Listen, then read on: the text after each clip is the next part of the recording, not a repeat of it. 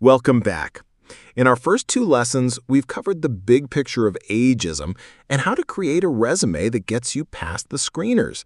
Now, let's get to the most crucial part of the process, the interview. This is where you move beyond the paper and bring your experience to life. It's your opportunity to actively counter any subconscious biases the hiring manager might have and to make a lasting emotional impression. That's right. And it's important to remember that hiring is, at its core, an emotional decision.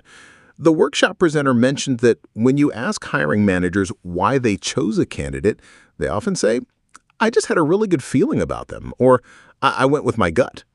That's because our brains are wired to repeat past positive experiences and avoid negative ones.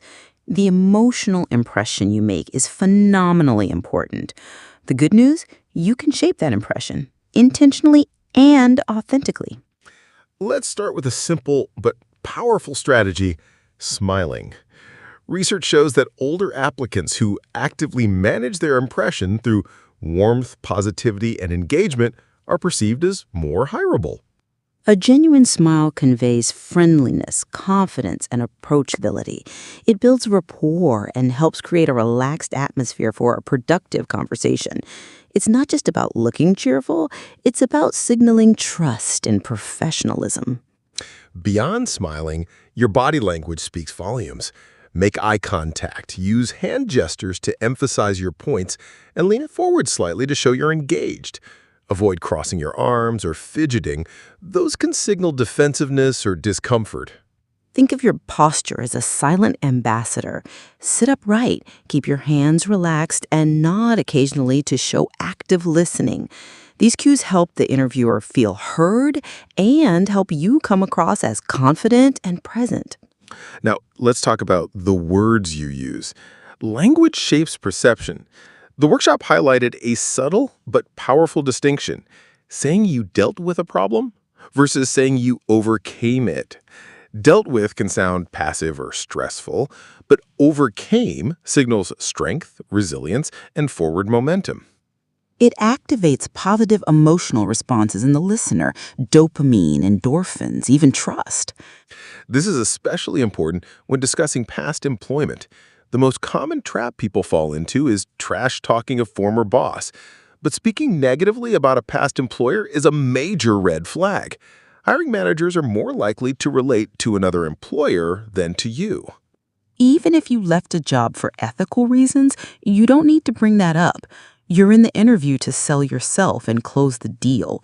Anything that makes you sound bitter or difficult is working against you.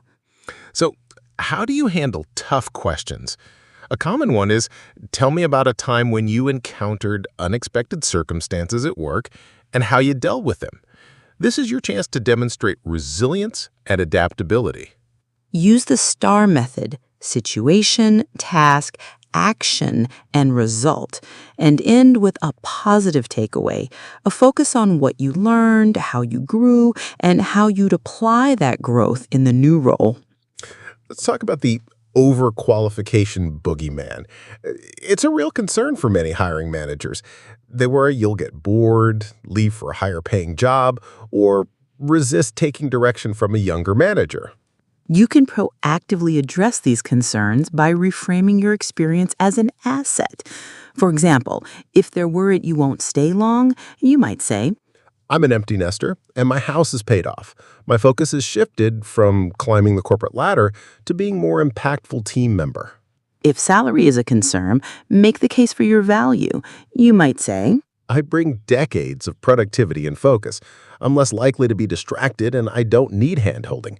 I'm here to contribute meaningfully from day one. and if you're reporting to someone younger, highlight your adaptability. My entire career has been a series of adapting to new technologies and management styles. I'm excited to learn from a new generation of leaders. If you're stepping down from a leadership role, consider softening your job title on your resume.